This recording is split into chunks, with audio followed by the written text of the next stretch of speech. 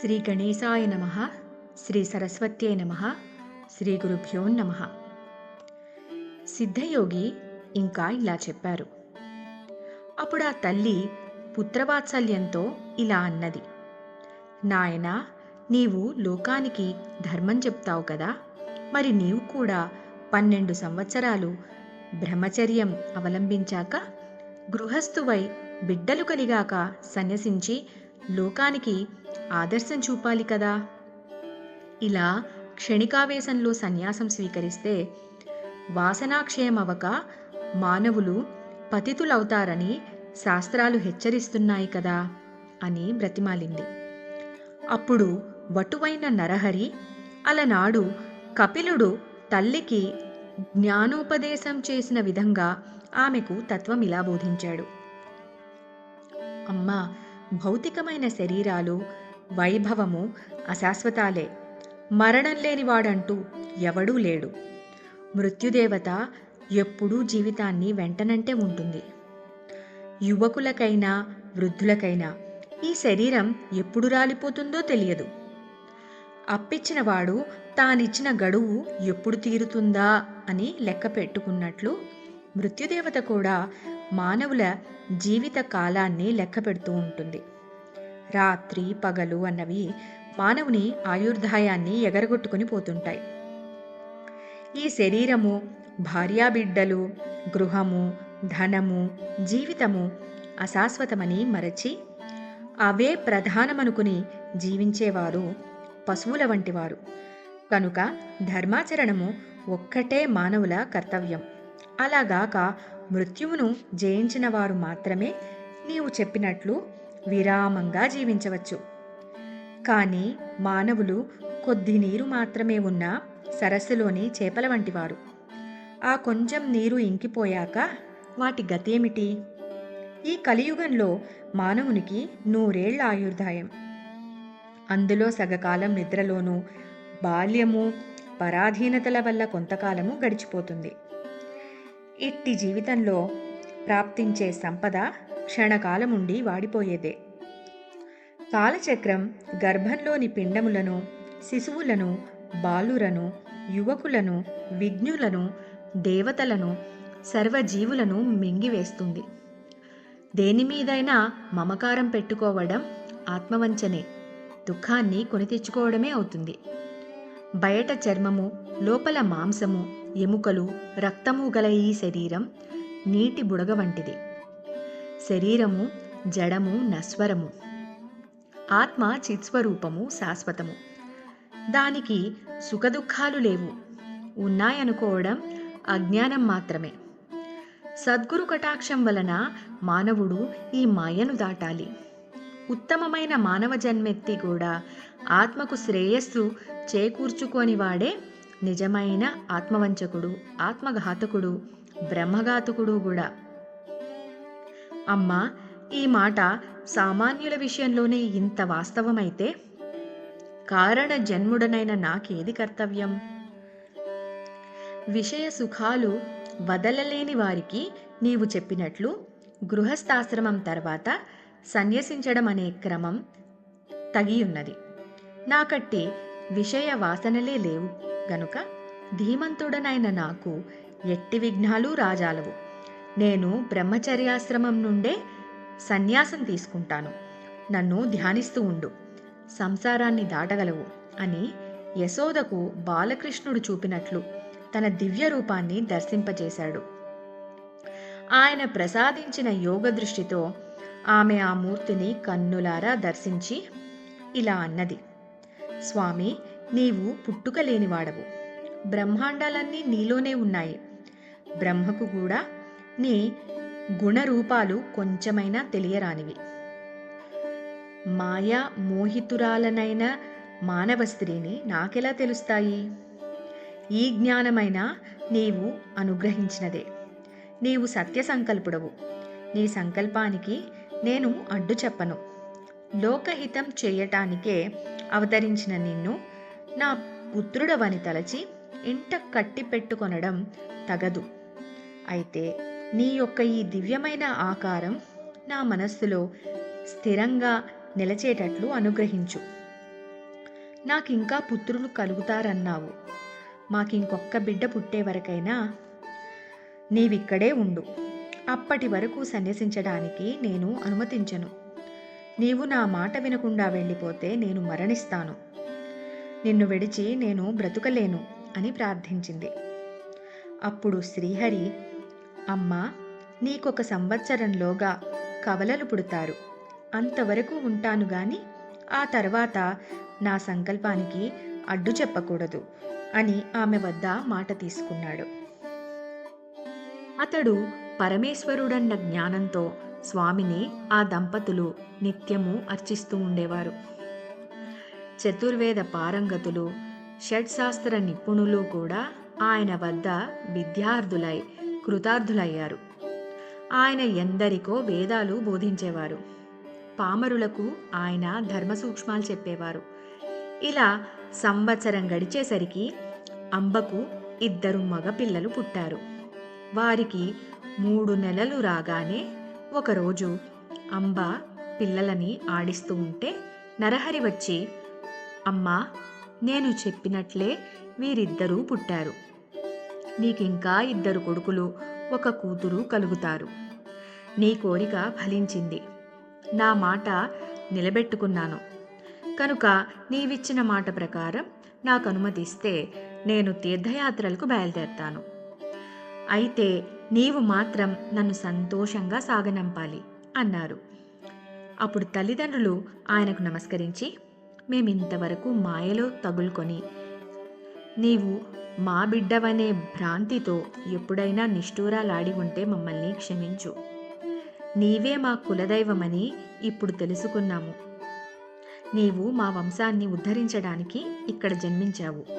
నీవు మా రక్తమాంసాలు పంచుకొనడం ద్వారా మా దేహాలు కూడా పవిత్రమైనాయి. ఇక ముందు మా గతేమిటి అన్నారు. మీ దర్శనం మాకింకెప్పటికీ లేకుంటే మేమెలా జీవించగలము అన్నారు. అప్పుడు నరహరి, మీరెల్లప్పుడూ నన్ను ధ్యానించండి. మీకిక జన్మ ఉండదు. అమ్మా, నీకు నన్ను చూడాలని ఉంటే నన్ను స్మరిస్తే తక్షణమే నీకు నా దర్శనమవుతుంది. 30 సంవత్సరాల తర్వాత నేను మళ్ళీ మీ వద్దకు వస్తాను అని చెప్పాడు. అలా తల్లిదండ్రుల అనుమతి తీసుకొని ఆయన తలపై శిరస్త్రాణము, కౌపీనము, కాషాయంబరము, చేత దండము ధరించి చిరునవ్వులొలికిస్తూ మహా సంతోషంగా బయలుదేరాడు. ఆ దృశ్యం చూసిన జనం 9 సంవత్సరాల పిల్లవాడు ఇల్లు విడిచిపోవడానికి ఆ తల్లి ఎలా అనుమతిస్తున్నది అని ఆశ్చర్యపోయారు. కొందరు, ఈయన అవతారమూర్తి, ఈయనను కన్న తల్లిదండ్రులు ధన్యులు అన్నారు. సాధువులు ఆయన భగవంతుడనే భావంతో నమస్కరించారు. ఆ గ్రామస్తులందరూ కొంత దూరం వెళ్ళి ఆయనకు వీడ్కోలు చెప్పి తిరిగి వెళ్ళాక తల్లిదండ్రులు మరికొంత దూరం ఆయన వెంట వెళ్ళారు. అక్కడ నరహరి వారికి కర్పూరము వలె తెల్లగానున్న తన దత్తాత్రేయ స్వరూపము, తర్వాత శ్రీపాద రూపములను దర్శనమిచ్చారు. అది తమ శని ప్రదోష పూజా ఫలితమేనని తలచి ఆ తల్లిదండ్రులు, మా జన్మలు ధన్యమయ్యాయి, మీరు దయతో మాకు మళ్ళీ దర్శనమివ్వాలి అని వేడుకోగా ఆయన తప్పక మళ్ళీ దర్శనమిస్తాను అని మాట ఇచ్చి వాళ్లను వెనుకకు పంపారు. ఆ దివ్య దర్శన ప్రభావం వలన వారు తమ పుత్ర వ్యామోహం మరిచి భక్తిభావంతో వెనుకకు వెళ్లారు. నరహరి బద్రీనాథ్ దిక్కుగా బయలుదేరి దారిలో ఆనందకాననము అనబడే వారణాసి పట్టణం చేరారు. మొదట ఆయన గంగలో స్నానం చేసి ఆత్మస్వరూపమైన విశ్వనాథుని దర్శించారు. తర్వాత అచట ఒక యోగ్యమైన స్థలంలో వజ్రాసనం వేసుకొని ప్రాణవాయువు కుంభించి కేచరీ ముద్రలో నాదానుసంధానపరులై కూర్చున్నారు. ఆయన నిత్యము 3 వేళలా మణికర్ణికా ఘట్టానికి వెళ్ళి శ్రద్ధగా గంగా స్నానం చేసి వస్తూ ఉండేవారు. ఆ క్షేత్రంలో ఉన్న తపస్వులు, మునులు, సాధువులు ఆయనను చూచి ఆశ్చర్యచకితులయ్యారు. యవ్వనం కూడా పూర్తిగా రాకముందే అంతటి వైరాగ్యము, కఠోరమైన తపస్సు చూసి ఆయన యోగపూర్ణుడని తెలుసుకొని నమస్కరిస్తూ ఉండేవారు. అచటి యతులలో వృద్ధుడు, శ్రేష్ఠుడు అయిన కృష్ణ సరస్వతి ఆయనకు భక్తితో నమస్కరిస్తూ ఉండేవారు. ఆయన సాక్షాత్తు అవతార పురుషుడని, సన్యాస మార్గాన్ని పునరుద్ధరిస్తాడని, ఆయన విశ్వగురుడు అయినప్పటికీ లోకోద్ధరణ కోసం మాత్రమే ఆదర్శప్రాయుడైన సాధకునిలా తపస్సు చేస్తున్నాడని, కనుక ఆయన వయస్సులో చిన్నవారైనా జ్ఞానంలో వృద్ధులే కనుక ఆయనకు యతులు కూడా నమస్కరించవచ్చునని కృష్ణ సరస్వతి చెబుతూ ఉండేవారు. చివరకు ఆ కృష్ణ సరస్వతి స్వామి ఆదేశానుసారం ఆయన శిష్యులు నరహరి వద్దకు వెళ్ళి నమస్కరించి, స్వామి, మీరు పరమేశ్వరులే కాని మానవ మాతృలు కారు. సజ్జనులను, ధర్మాన్ని ఉద్ధరించడానికి భూమిపై అవతరించారు. శ్రీ ఆదిశంకరులు స్థాపించిన సన్యాస మార్గం దాదాపు లుప్తమైంది. దానిని మరలా మీరే నిర్దుష్టం చేసి విస్తరింపచేయాలి. అధికారులు కాని వారికి ఈ మార్గం భయంకరమైనదైన బుద్ధిమంతులకు సులభంగా ఆత్మానందమిచ్చే ఈ సన్యాస మార్గాన్ని మీరే పునరుద్ధరించాలి. సన్యాసులమైన మేము ఇప్పుడు మిమ్ములను సేవిస్తే లోకనింద ఏర్పడుతుంది. కనుక మీరు కూడా సన్యసిస్తే మేము కూడా మీ సేవ చేసుకోవచ్చు అని ప్రార్థించారు. నరహరి వారి ప్రార్థనను మన్నించి సత్సాంప్రదాయ సముద్ధరణ కొరకు శ్రీకృష్ణ సరస్వతి పాదులను గురువుగా స్వీకరించి శాస్త్ర పద్ధతిన వారి వద్ద సన్యాసం స్వీకరించారు. అప్పుడు గురువిచ్చిన దీక్షానామం శ్రీ నృసింహ సరస్వతి. తర్వాత ఆయన కొంతకాలం కాశీపట్టణంలోనే ఉండి మానవులకు 4 పురుషార్థాలను ప్రసాదించగల వేదార్థాన్ని భక్తులకు ప్రవచించారు. అంతవరకు గురుకథను శ్రద్ధగా వింటున్న నామధారకుడు, స్వామి, నాకొక సందేహం కలుగుతున్నది. విశ్వగురుడైన శ్రీగురునికి ఇంకొకరు గురువు ఎలా కాగలరు? గురువును ఆశ్రయించి ఆయన సాధించవలసినదేమున్నది అని అడిగాడు. సిద్ధయోగి ఇలా చెప్పారు. పూర్వము శ్రీరామచంద్రుడు వశిష్ఠ మహర్షిని, శ్రీకృష్ణుడు సాందీపని మహర్షిని గురువులుగా వరించినట్లే శ్రీగురుడు కూడా శ్రీకృష్ణ సరస్వతి స్వామిని గురువుగా ఎన్నుకున్నారు. ఈ గురు సాంప్రదాయం అనాది సిద్ధమైనది. దీనికి మూలపురుషుడు సదాశివుడు. ఆయన శిష్యుడు విష్ణువు. విష్ణువుకు శిష్యుడు బ్రహ్మదేవుడు. ఆ తర్వాత గురు పరంపర ఇలా కొనసాగింది.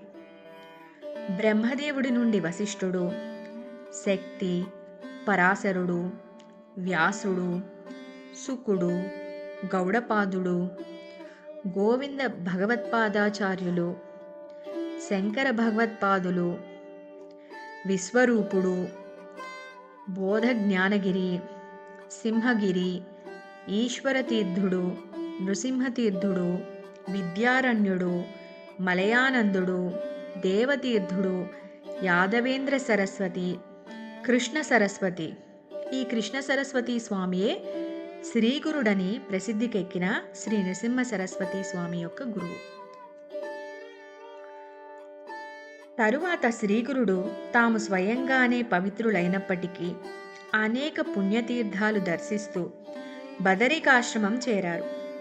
తర్వాత ఆయన మేరు పర్వతానికి ప్రదక్షిణంగా సంచరిస్తూ సర్వక్షేత్రాలు దర్శిస్తూ పుణ్యతీర్థాలలో స్నానం చేస్తూ శిష్యులతో కలిసి గంగా సాగర సంగమం చేరారు.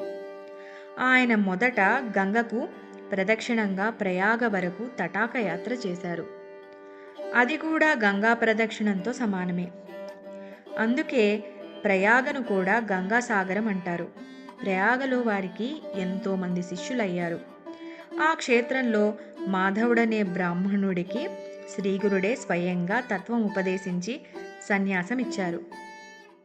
శ్రీ దత్తాయ గురువే నమః. శ్రీ శ్రీపాద శ్రీవల్లభాయ నమః.